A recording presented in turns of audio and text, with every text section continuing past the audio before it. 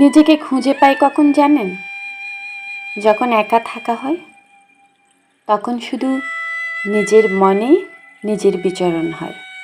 কখনো হাসি, কখনো কান্না, কখনো আবার ছোট্টবেলায় ফিরে যাওয়া।